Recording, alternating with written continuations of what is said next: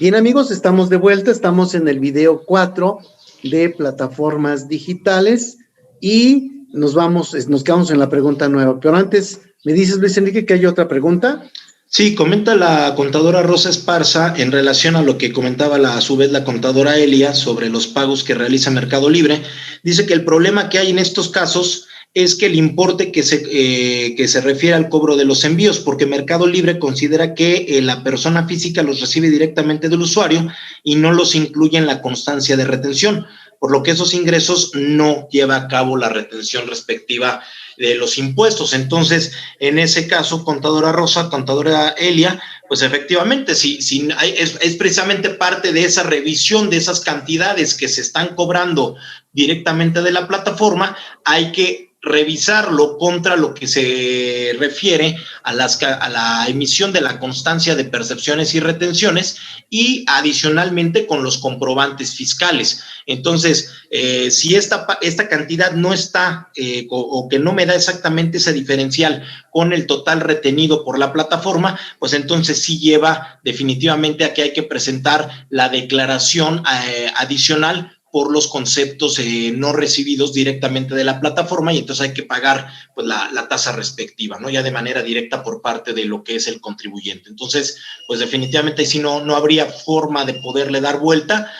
Como ya decía con el maestro Javier, aunque sea una cantidad pequeña, pero bueno, tiene que cubrirse esa cantidad correspondiente. Sí, bien, entonces aquí la pregunta nada más, número... Perdón, aquí, tú emitiste un CFDI, ese CFDI, si el CFDI trae los gastos de envío facturados y vienen dentro del propio CFDI, pero en este caso, Mercado Libre solo consideró el importe sin el gasto de envío, pues sí habrá que pagar la diferencia. De lo contrario, o sea, no está tan sencillo que te puedan determinar que tienes un cobro adicional porque no viene en el CFDI. Pero bueno, cada caso ahí será diferente. Sí, habrá que analizar la circunstancia específica de cada persona. Muy bien, dice que si la persona física que realiza las actividades a través de plataformas tecnológicas, ¿cómo puede actualizar lo que le llama sus características fiscales para ubicarse en la opción de pagos definitivos? Y entonces dice, bueno, ok, lo que ya comentábamos también en la cápsula anterior, antes de la conclusión de la misma, bueno, los usuarios no van a poder llevar a cabo la deducción de los gastos y costos que tengan y obviamente también en materia de IVA el acreditamiento de las mismas y digamos que, por decirlo en un sentido coloquial, bueno, pues la persona se casa 5 años con esta opción, es decir, en el momento en que decido que me voy a pagos definitivos, pues tengo que considerar que voy a estar ahí durante 5 años. Claro está que esto no quita que si eventualmente, como señala la ley, si se llegan a rebasar los 300,000 pesos, vamos a suponer en el mes de agosto, por ejemplo, bueno, pues el año lo termino todavía, como ya decíamos, estos son opciones que se ejercen por ejercicios fiscales, entonces termino hasta el 31 de diciembre de 2021, por ejemplo, con el esquema de pagos definitivos. La plataforma me sigue haciendo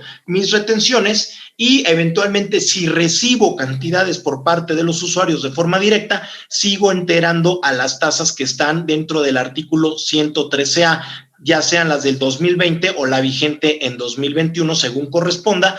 Y a partir de enero del siguiente año, que sería 2022, entonces ya paso a pagos provisionales y tendré que cubrirlo pues sobre la base de ingresos menos deducciones y aplicando la tarifa y volviendo a hacer la consideración de que la persona física ya no va a volver o ya no tendrá oportunidad alguna de poder regresar jamás a pagos definitivos, aunque eventualmente haya algún año en el cual tenga menos de los 300,000 pesos por estos ingresos. Entonces, en este sentido, tiene que presentar su aviso de actualización de actividades, o por lo menos así era el año pasado, que en este sentido, bueno, sigue, pues... sigue siendo el mismo, y también es otra pregunta repetitiva, sí, pero también se refiere simplemente a si estás en una, en otra o en otra, y lo pone como reiterativo, por lo que es básicamente la misma pregunta. Oye, dime de dónde, en el aviso de actualización, cuáles son las características que tienes. Sí, efectivamente, ahí ya se hace la las aclaraciones. Y bueno, si esto para lo que era la parte del escrito, que de alguna manera ya lo señala, digamos, el propio cuestionario, ya forma de manera de preguntas directas en combos, en recuadros, bueno, pues si los ingresos son menores o mayores a los 300,000, si se reciben o no los pagos directamente de los usuarios, las fechas y los porcentajes a los cuales se van a recibir las cantidades de forma estimada, ¿no? Las cantidades de cada una de las plataformas. Bien, en el caso de lo que viene siendo las personas que tienen adicionalmente ingresos por RIF, señala si estas eventualmente pueden seguir con la opción de las facilidades establecidas en el artículo 23 de la Ley de Ingresos de la Federación. Sí, en este aspecto, bueno, no cambia la esencia de lo que viene siendo el régimen de incorporación fiscal, de tal manera entonces que debemos de considerar que si la persona física tiene ingresos por este régimen, da la posibilidad de que específicamente por las actividades correspondientes a operaciones con el público en general, es decir, por las que no emite comprobante fiscal con una clave de RFC en específico, sino la genérica que está en la resolución miscelánea, en la regla 27126, entonces, por dichas actividades, en lugar de aplicar la tasa del 16%, podrá aplicar sobre el total de la operación considerando el IVA,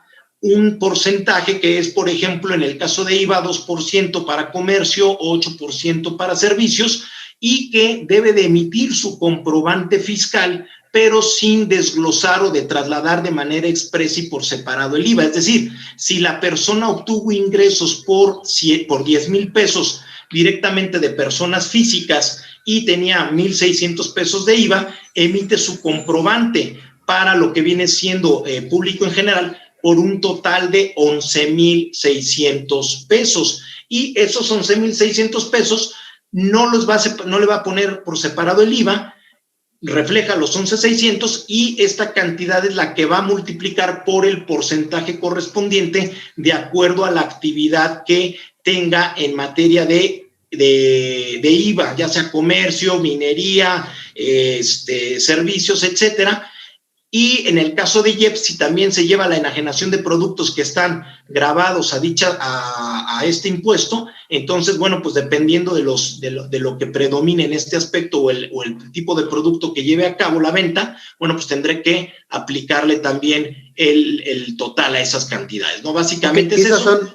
Son las facilidades del RIF en términos generales. Así es, y que básicamente, bueno, pues le aplica la disminución, ¿no? La misma reducción que aplica para ISR, y si los ingresos no rebasan de 300,000 pesos, bueno, en este sentido, pues da la opción de que pueda disminuirse o tener una reducción del 100% en materia de ISR y de IVA. Ahora bien, aquí nada más vuelve a señalar la limitante de los ingresos en materia de lo que es la opción para lo que viene siendo que las retenciones se consideren como definitivas, que son los 300,000 pesos.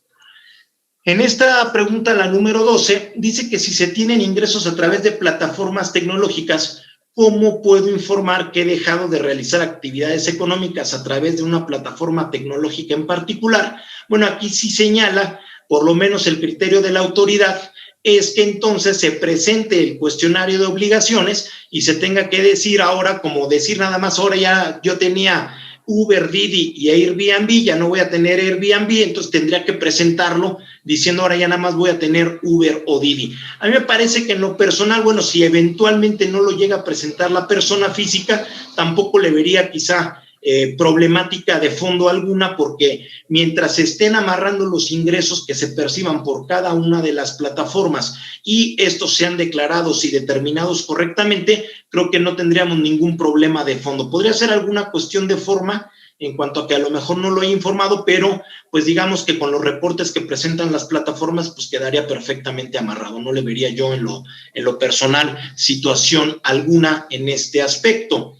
Y dice, ahora bien, sobre todo va enfocado esto para quien a lo mejor ya no va a realizar ingresos a través de plataformas. Es decir, oye, ya me cansé de Uber, ya me cansé de andar rentando la casa, ya me cansé de andar vendiendo en Mercado Libre. Entonces, en ese aspecto sí es importante hacer la actualización ante el RFC porque en ese sentido tenemos que avisarle, ¿sabes qué? Ya no voy a tener ingresos a través de plataformas tecnológicas, lo tendré por otros conceptos, salarios, honorarios, etcétera, pero ya por este régimen ya no tendré esa obligación. Esto para que si en algún momento dado no me pueda eventualmente requerir la autoridad alguna obligación que por ahí pudiera estar omitida, ¿no? Sobre todo por la cuestión, lo que tú comentabas, maestro Javier, de que ya de facto el sistema va a decir, pues tienes pagos definitivos y a lo mejor de todas maneras el sistema está considerando que tenías que presentarme una declaración mensual por los excedentes que me pagaran directamente los usuarios. Entonces, aunque fueran ceros, eso no quitaría la obligación de tenerlo que presentar, lo cual entonces esto pues le podría dar problemas al contribuyente, dolores de cabeza en cuanto a lo mejor requerimientos y a lo mejor pago de multas, ¿no? Entonces, sí es importante tomar en cuenta que si se dejan de tener ingresos a través de este régimen, pues se haga la baja correspondiente. Así es, yo creo que si estoy en pagos definitivos y ya no tengo los ingresos, yo me haría güey un rato, no presentaría la baja, porque eventualmente cuando quiera volver a entrar, ya no me va a permitir estar en pagos provisionales definitivos, ¿no? En retenciones definitivas, y entonces perdería esa parte. Entonces habrá que aguantar. Lo más que puede pasar es que al buzón tributario me esté llegando información relativa a plataformas digitales cuando yo ya no las tengo, pero no parece que haya mayores temas que esos.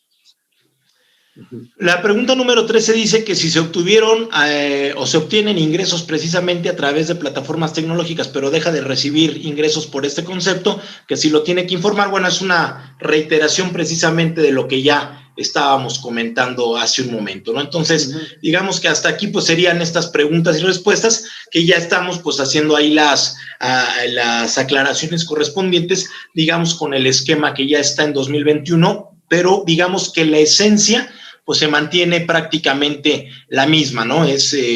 Digamos, no hay cambios así relevantes o de fondo en este aspecto. Okay. Entonces, vamos ahora a los números, ¿no? O sea, ¿qué onda con los números? A ver, es todo este choro que echaste, dímelo con números. A ver, voy a salir tantito aquí de... A ver, vamos a ver la pantalla.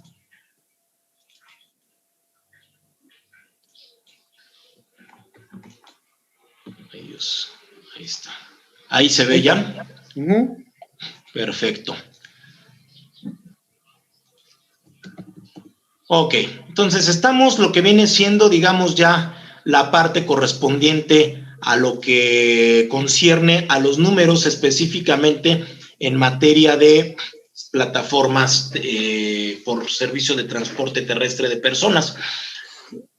En este aspecto tenemos que la persona, o hay 4 escenarios, en el cual se va de mayor a menor ingreso, y un escenario D, que es, digamos, el que se ha estado viviendo pues los últimos meses, o ya prácticamente un año, ¿no? En el cual pues los ingresos cayeron de manera importante por la situación de la pandemia, que bueno, pues llevó a que prácticamente pues cayera de manera muy significativa lo que son los ingresos por la demanda de estos servicios de transporte de pasajeros. Entonces, esta lámina, Luis Enrique, es la que platicamos la vez pasada, entonces igual valdrá la pena echarle una pasada rápido para pasar a la otra, que es donde ya estamos con el tema de deducibles, y ahí es donde tendríamos que entender que nos estamos ya enfrentando a muchas más obligaciones.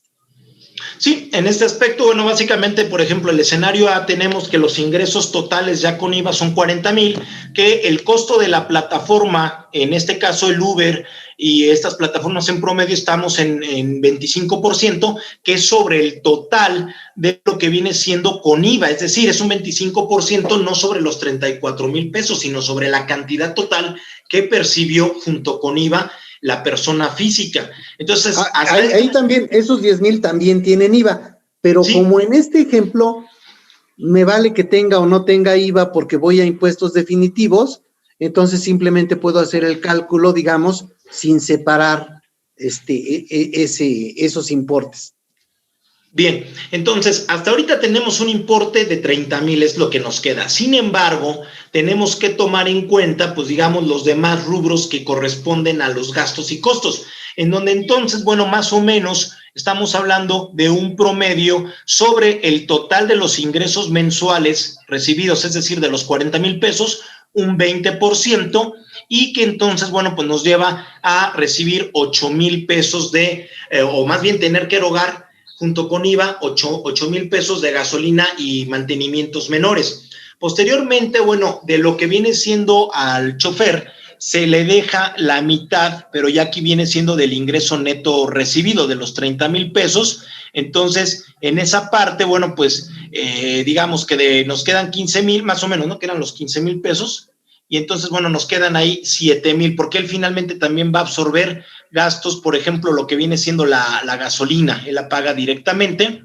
Y después viene, estamos hablando de un seguro en un promedio de 1,000 pesos mensuales, y lo que viene siendo, pues, este costo que no se ve normalmente o que no toma en cuenta, pues, la persona que está realizando el negocio, ¿no? Que es la depreciación, en este caso, del automóvil, que el cual entonces estamos hablando de 6,250 pesos, considerando que sea una unidad que hubiera costado 300,000 pesos mensuales, y pues sobre el porcentaje de deducción de inversión del 25%. Entonces, lo que nos lleva a los 6,250. Y otros gastos, como pueden ser el celular, el GPS o algunos mantenimientos, lo cual puede ser muy variable dependiendo de las circunstancias del auto. Pues bueno, esto nos lleva a un total de 23,570 pesos. Entonces, esto, digamos, los gastos y costos que realiza o eroga de manera directa la persona física. Ya sumándole lo que viene siendo el costo de la plataforma, tenemos un total de 33,570 pesos. Esto nos lleva entonces a que hasta el momento la persona física tiene una utilidad antes de retenciones de 6,430 pesos, y posteriormente entonces viene lo que son las retenciones de IVA y de ISR al 8 y 2.1% respectivamente. Entonces, con esto, digamos que le queda a la persona física un neto de 2,947 pesos, que es, digamos, ya pues finalmente pues lo que vemos pues es una cantidad pequeña realmente para lo que viene siendo pues ya el total de los 40,000 pesos que se perciben durante lo que es el mes. Y ya en los escenarios... Digamos que aquí, Enrique, 2,947, eso es lo que gané yo como dueño del auto, pero también, si no estoy tomando en cuenta lo que es el desgaste del auto, la depreciación del auto, pues pudiera decir que estoy quedándome con los 6,250 más los 2,947, estoy quedándome con un poco más de 9,000 pesos por cada carro. Entonces sí, tú dices, oye, pues no suena tan mal, está bien, no suena tan mal, pero pudiera ser que la parte de los autos están con un tema ahí en el que no necesariamente se ve tan mal, pero pudieras tener ahí varias broncas. Primero, oye, ¿qué crees? Que puede haber un accidente del auto, puede haber muchos asegúnes de costos que no se reflejan en este estado de resultados. Hay quien pudiera decirte, oye, yo puedo bajar el costo de la gasolina si me voy a gas. En lugar de pagar 8,000 pesos, voy a pagar 4,000 pesos mensuales, y no de gasolina, sino de gas. Y entonces hay, por ejemplo, servicios donde te hacen la conversión de gasolina a gas y te lo venden de forma tal que puedes ir pagándolo en mensualidades con los propios ahorros que vas haciendo. Sin embargo, aquí todos tendríamos que entender algo. Cualquier persona que gasta más de lo que gana va a tener problemas, punto. En algún momento se va a ir quedando pobre y ni cuenta se va a dar. Entonces, si esta persona con este auto dice, ya la hice, estoy ganando más de 9,000 pesos mensuales, bueno, sí, te los gastas y quiere decir que el desgaste de tu carro no lo estás renovando. Ok, sin embargo, bueno, ya ahí tengo un caso en el que suena bien, pero tener ahorita 40,000 pesos, no está fácil, mi querido Luis Enrique. La verdad es que la pandemia sí ha hecho que mucha gente se queda en casa y no se está moviendo tanto, y por tanto, la gente que trabaja este tipo de transporte, pues hay mucha gente tratando de dar el servicio y pocas gentes tratando de trasladarse, y entonces sí está difícil, por lo menos dentro de la pandemia, este punto, lo cual debiera ya irse regularizando. Sí, que incluso, por ejemplo, lo vemos en la parte de la columna D, ¿no? La de COVID, que es, digamos, pues, que es más o menos, digamos, quizá el comportamiento que ha tenido en los meses anteriores, y eso sin considerar que a lo mejor hubo alguna, que estuvimos en semáforo rojo hasta lo que fue la semana antepasada. Bueno, pues de todas maneras, bueno, la gente más o menos regresó a la calle, ¿no? Con todo y todo, pero sí llegaron a estar mucho más bajos los ingresos durante lo que son los meses por allá de mayo a septiembre, octubre. No se alcanza a ver todavía, recórrete otro más a la derecha. Ok, ahí está.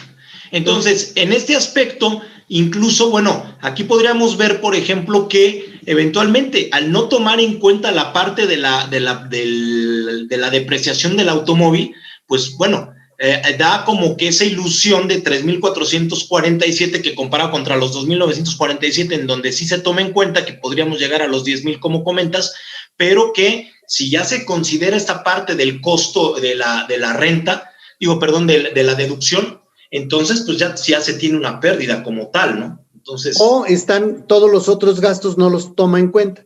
O sea, oye, ¿por qué no los tomas en cuenta? Ah, pues es que los cargaron a la tarjeta, o es que el seguro lo pagué hace 6 meses. Bueno, sí, pero tendría que irse en cada mes, ¿no? Amortizando. Ok, de acuerdo. Ahora, ¿qué pasa si llego al nuevo, voy a estar con un servicio en el que tengo que pagar el IVA y el ISR?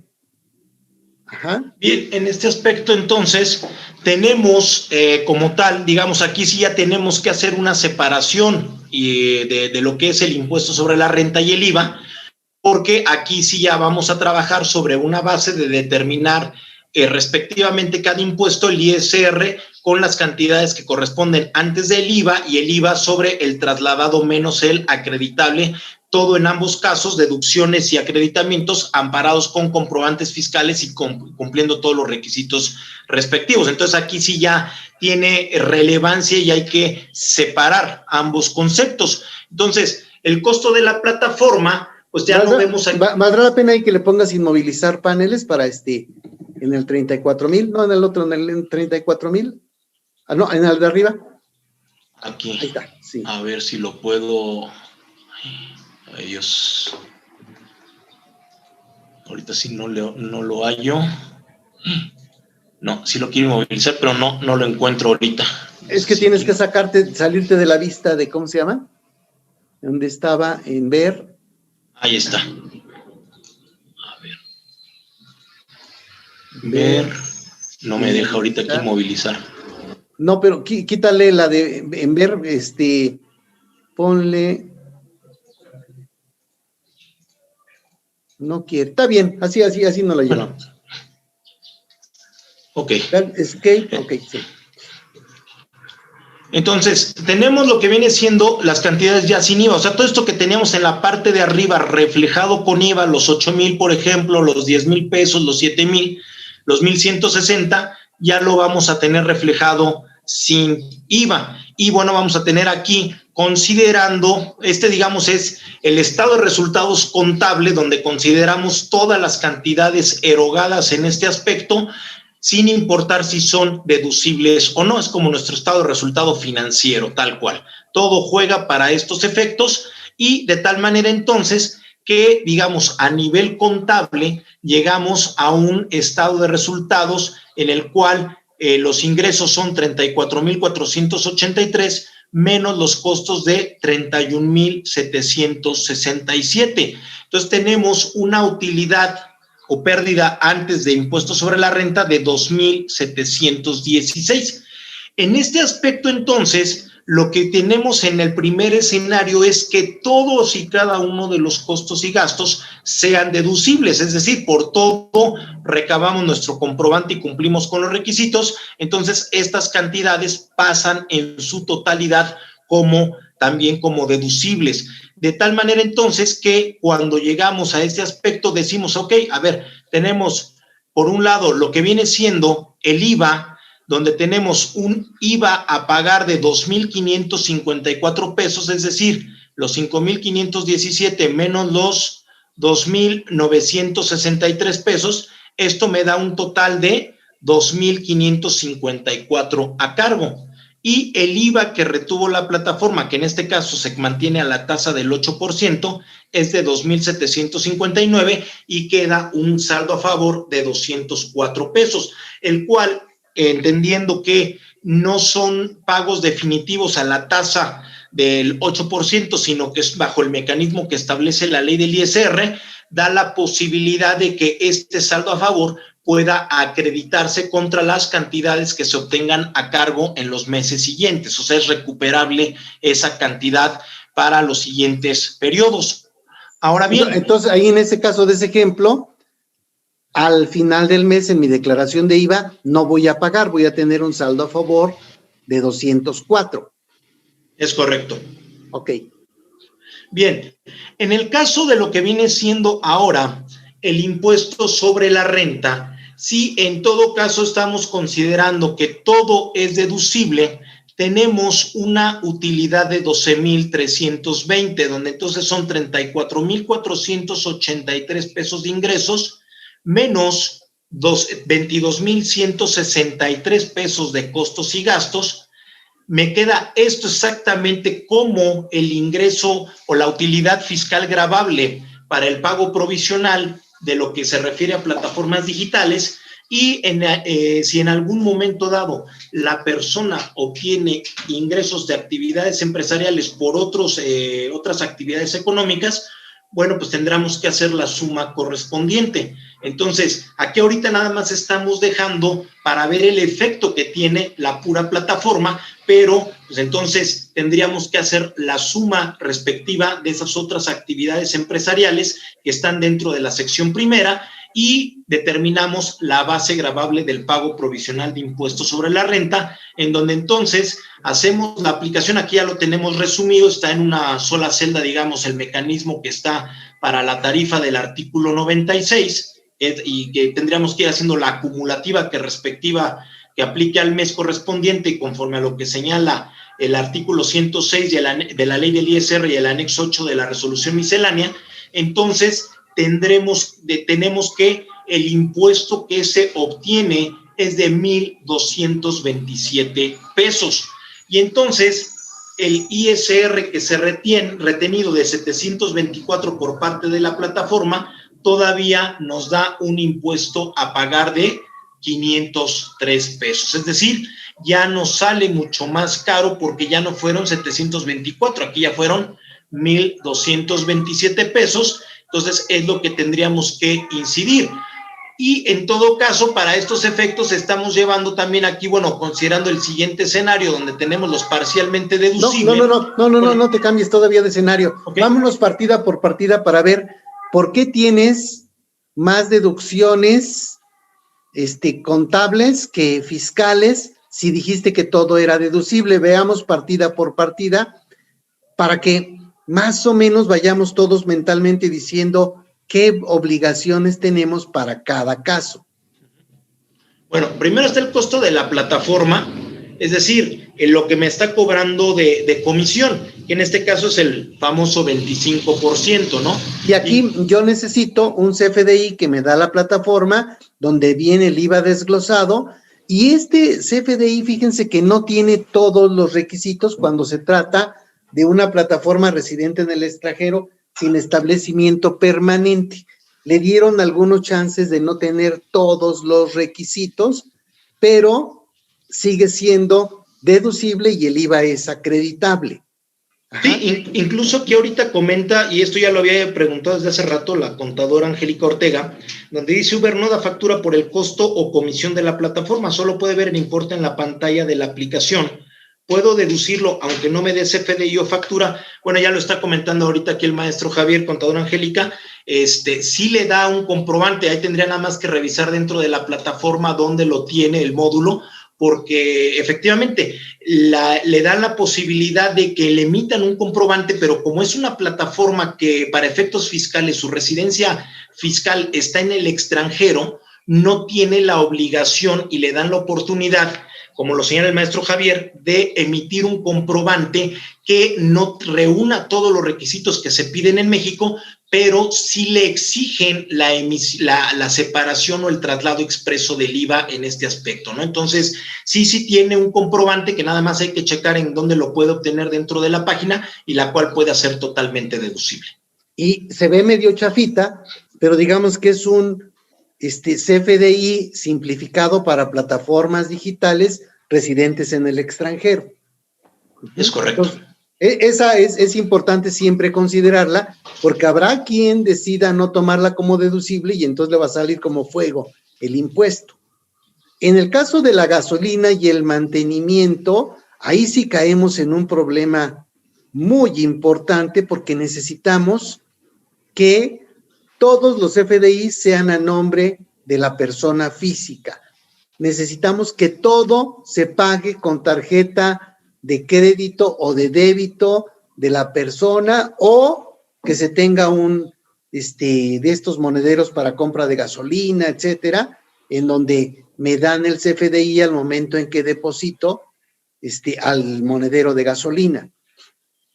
Entonces, sí, y que efectivamente yo creo que aquí habría nada más que precisar, porque luego también eso es algo que luego se descuida, y recordar y hacer énfasis en la parte de la gasolina, ¿no? Que no importa si son 50, 100 pesos, 300, ahí, a diferencia de la regla general, que si son pagos mayores a 2,000 pesos, forzosamente deben de ser pagados de manera bancarizada. En el caso de la gasolina, combustibles, lubricantes, deben de ser pagados sin importar el monto de esta manera, ¿no?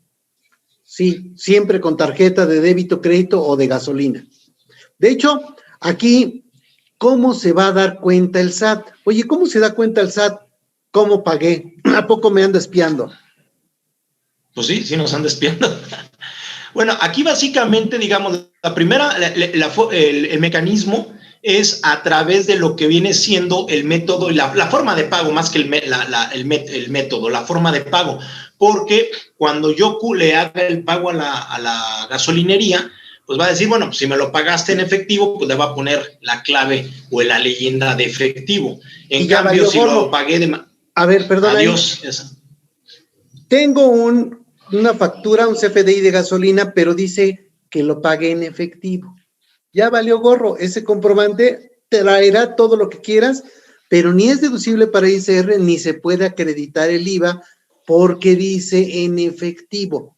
Tendríamos siempre que verificar que nuestras comprobantes de gasolina digan que se pagó con tarjeta de crédito, con tarjeta de débito, con cuerpo mático, pero no en efectivo. Sí, incluso ha llegado a suceder que en algunos casos, por error del operador de la bomba, al momento de generar el ticket, le pone que fue en efectivo. Sin embargo, sí fue pasada por la terminal, la tarjeta o el monedero. Entonces, ahí si en algún momento dado lo discutiera el SAT, bueno, pues tenemos los elementos del voucher, el estado de cuenta, para poder comprobar que efectivamente ese movimiento fue pagado de forma bancarizada. Yo creo que no, ¿eh? El SAT te va a decir, me vale gorro, aquí dice efectivo. Oye, pero que te puedo comprobar, no, ve y compruébale a la gasolinera y que te cambie el CFDI, pero el CFDI dice efectivo y si dice efectivo, no pasa.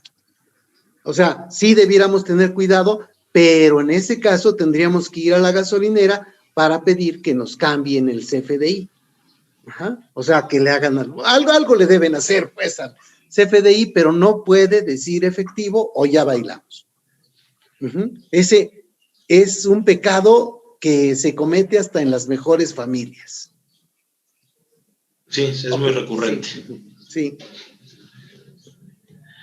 Bien, digamos que la parte correspondiente donde sí tenemos esa diferencia entre lo que es todo deducible y lo que es el estado de resultados contable es el ingreso del chofer, porque normalmente, bueno, no se tiene un comprobante por parte de lo que viene siendo la persona que opera la unidad, ¿no? Entonces ahí es un problema que habitualmente se tiene porque ni me va a expedir un comprobante o no lo tengo contratado como trabajador, lo cual se me haría totalmente incosteable, como lo estamos viendo, porque tendríamos ahí costos de seguridad social. Un factor de indirectos del 40%. Así es, entonces pues ya lo haría totalmente, me dejaría fuera de mercado completamente, ¿no? A ver, entonces un poquito más aquí. Yo tengo que este ingreso del chofer sin comprobante pudiera ser yo mismo. Oye, yo mismo manejo mi unidad, soy el dueño, etcétera. Estos serían mis 7,000 pesos. ¿Estás de acuerdo? O sea, ok. Es correcto. Eso yo lo agarro, es para el chivo, ajá. Y entonces ya con eso me voy llevando mi gasto, pago la gasolina y ya. Pero entonces el ingreso del chofer estoy considerándolo como si fuera mío. Si tengo un chofer o otra persona que es la que está trabajando conmigo, entonces no va a ser sencillo que tengamos el tema de que sea deducible. Ajá. Si fuera él como RIF, es un tema porque en el servicio de transporte que está exento de IVA sería el servicio de transporte público.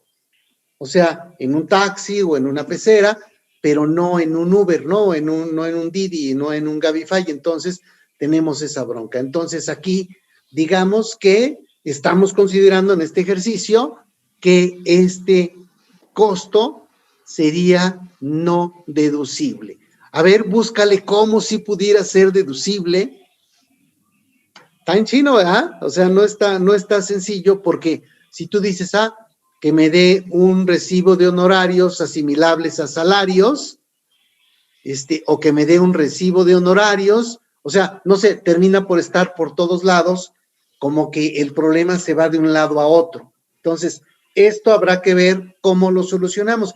Si yo tengo solo un carro, puede que el trancazo no esté tan fuerte, pero si ya tengo más carros, esto se me convierte en un tema donde tendría que saber qué voy a hacer para poder deducir estos pagos. O sea, no está tan sencillo. Aquí se está considerando que es un no deducible.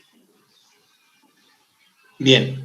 Tenemos a continuación el seguro del auto, que sí tendríamos el comprobante por parte de lo que viene siendo la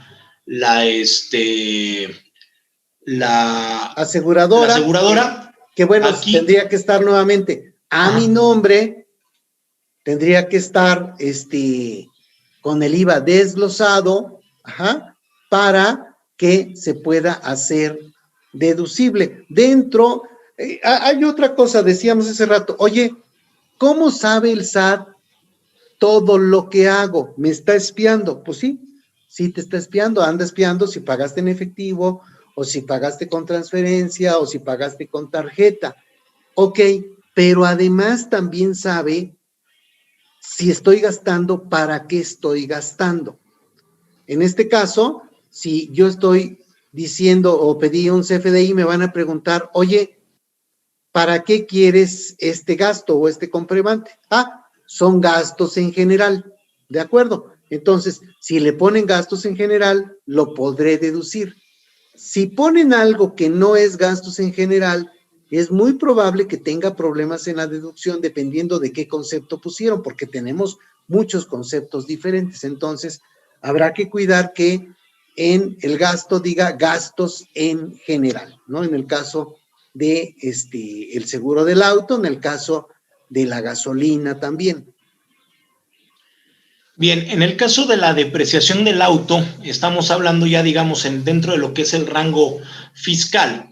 Debemos de considerar y recordar que tenemos una limitante o un monto máximo original de la inversión de hasta 175,000 pesos, lo cual entonces ya no permite que la persona física pueda deducir los 300,000 pesos del valor de adquisición del automóvil.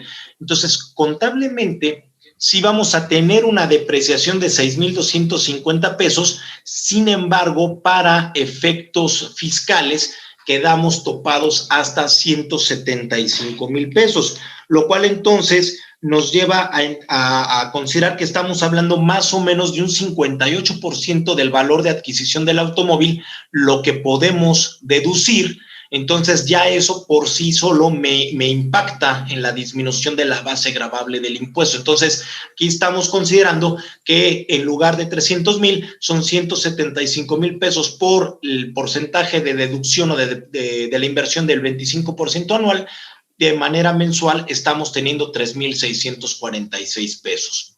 Oye, no manches, o sea, qué mala onda, maldito SAT, o sea, me está haciendo que trabaje con un coche, yo le invierto en mi coche y este desgraciado dice, no, es nada más hasta 175,000. A ver, tú, Luis Enrique, tú eres fiscalista, dime, ¿cómo chingados le hago para hacer deducible eso? Dame una opción. O sea, no tomé este curso nomás para que me des información general, para eso voy al SAT. Sí. ¿Cómo puedo hacer deducible todo? Bueno, ahí yo creo que, por ejemplo, a lo mejor... ¡No le saque!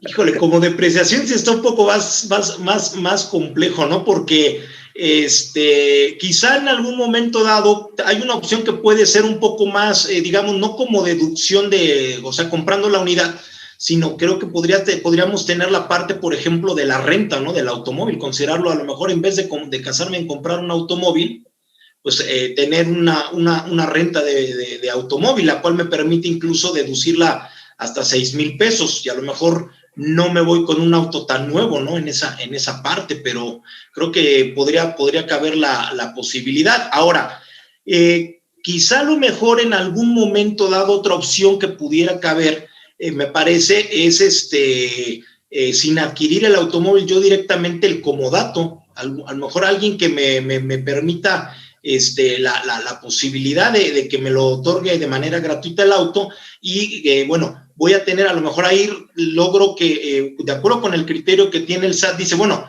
el auto en comodato de entrada no te lo permito, pero si lo utilizas para la actividad, bueno, pues ahí ya logro a lo mejor incrementar la eficiencia de lo que es el flujo de efectivo que voy a recibir, y a lo mejor, bueno, pues en ese aspecto, bueno, pues tengo esa posibilidad, ¿no? Quizá no de la unidad como tal, pero sí de lograr un mayor flujo de efectivo. Creo que podrían ser dos opciones que en algún momento dado podríamos tener.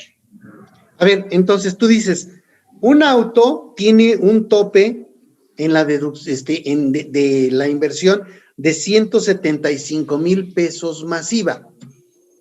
¿De acuerdo? Entonces, oye, ¿cuánto me costó el auto? 175 masiva, digamos 200,000 pesos. Ok, ese sí lo vas a poder deducir. Sí. Pero aquí como el auto costó 300,000 pesos en este ejemplo, pues ya tuve una parte no deducible. Además, déjame decirte algo, que eso todavía está peor. En ese 3,646 ponle un amarillo, porque entonces tenemos todo un tema. No puedes, o sea, no te estreses, no pasa nada. Ok. Tú dices que la gasolina es deducible cuando el auto fue parcialmente deducible. Ok, ahí ya cambia la situación. No manches, o sea, sí, todavía me empeora más el asunto. Y tú me dices que el seguro es deducible cuando el auto es parcialmente deducible. No manches, por todos lados estoy jodido, o sea, está de la patada. Entonces, tendríamos que considerar que tenemos un problema ahí grave. O sea, a ver, vámonos hasta abajo y dejamos una nota para que quede ahí dentro de ahí, por ahí, ¿cómo se llama? Le ponemos ahí, valor de adquisición, MOI, no, o sea, así, MOI del automóvil. No me está dejando editar. ¿Cómo crees? Es que estás en presentación, tienes que irte a ver, dice solo lectura. Ándale ahí. Solicitar acceso de edición.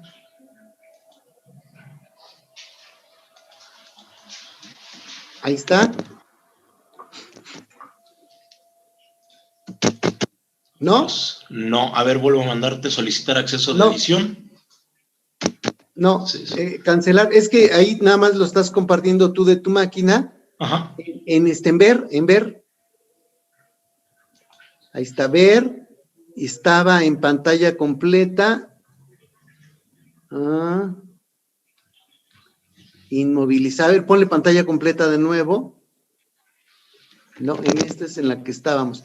Bueno, no importa. O sea, lo explicamos y después se lo ponemos de forma tal que nos pueda quedar ese tema completo. Bien. Yo tengo un automóvil que costó 300,000 pesos. Si yo lo dejo como 300,000 pesos, tengo un problema de que el auto vale 175,000 pesos como MOI. MOI es monto original de la inversión. También le decimos MOI a mi cuate Moisés. Pero aquí el problema es que estos 175,000 me llevan a que la deducción se convierta en un problema porque solo es deducible todos los gastos del auto en proporción al 175. Pongamos en el ejemplo que costó 350,000 pesos el auto, sería todo deducible nada más a la mitad. Sería deducible la mitad del seguro, la mitad de la gasolina, o sea, por todos lados me dan en la torre, no manches, o sea, sí suena manchadísimo. ¿Sí estás de acuerdo? Entonces, sí, totalmente. Tendríamos primero que lograr que mi auto diga que costó 175,000 pesos. ¿Y eso cómo le hago? Pues no sé, tendrás que buscar alguna forma, pero no puedes tener un carro que cueste más de 175,000 pesos masiva. Entonces, es muy probable que en este caso tú digas, oye, tengo un auto, este auto, igual que se lo facturen a mi esposa y mi esposa que me lo facture en 175 masiva o 175, pero no más de eso para poder hacer deducible todo. Esa pudiera ser una alternativa. En el caso de la renta de automóvil, ahí tiene dos broncas, porque si yo tengo un auto que cuesta 800,000 pesos, que los hay, ¿verdad? Por supuesto, ese automóvil sí es deducible para alguien que se dedica a rentar automóviles. O sea, Avis o todas estas empresas, pero cualquier otra empresa que su actividad sea la renta de automóviles, ahí no tiene una limitante de 175,000, o sea, simplemente la limitante es más alta.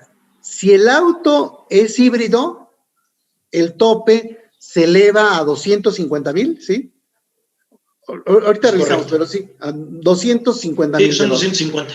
Sí, entonces, también ahí ya me ayuda un poco, pero no puedo permitirme no tener una pequeña planeación en ese aspecto. Aquí el tema es que si yo tengo a una persona o a una empresa que se dedica a rentar automóviles, esa empresa puede hacer deducible sin problema todo el monto original de la inversión, aunque cueste 800,000 pesos el auto. Pero cuando tú se lo rentas, la renta del auto también tiene otra limitante. O sea, te dices, oye, ¿sabes qué? No puedes hacer deducible una renta del auto arriba de 250 pesos diarios. 200. Ajá, ¿de 200? De 200. Dale, tú siempre le bajas. Bueno, el número que sea, tendríamos que revisar. O sea, pero también está topada la renta de automóvil. Entonces, tenemos todavía otro problema adicional. O sea, está bien, oye, ya con eso ya me permite tener una deducción mayor y del otro lado estará la deducción completa y entonces tendríamos que estar viendo qué hacemos con el diferencial, pero de alguna forma ya entré dentro del mundo del deducible. O sea, dices, no manches, o sea, sí, son muchos problemas. Y este tipo de cosas que estamos diciendo siempre va a rayar en el mundo en el que al SAT no le gusta.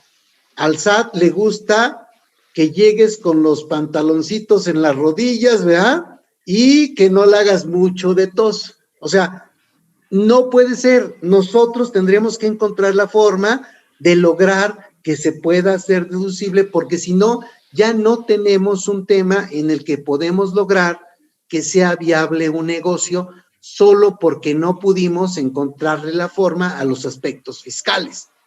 Y entonces, pues parecería que fuiste a tomar asesoría al SAT. O sea, ahí te van a decir, no, te chingas a pagar todo lo que tengas que pagar y está limitado esto y está limitado esto otro, y se va avanzando y vamos cayendo en más y más broncas.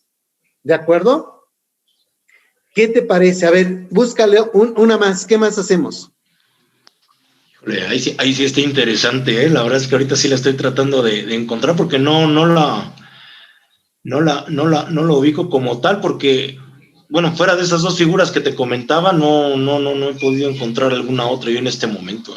Ajá. A ver, alguno de nuestros amigos que no se haga, que suelte su secreto, ¿no? O sea, ¿qué está haciendo?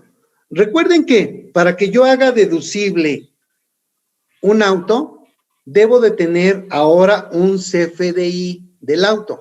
Si me lo vende una persona física que no se dedica a vender autos, me puede vender el auto como un auto usado y aunque no traiga IVA, es deducible, o sea, no tiene problema. O sea, yo puedo deducir esa cifra. Entonces ahí tendría que estar cuidando ese punto.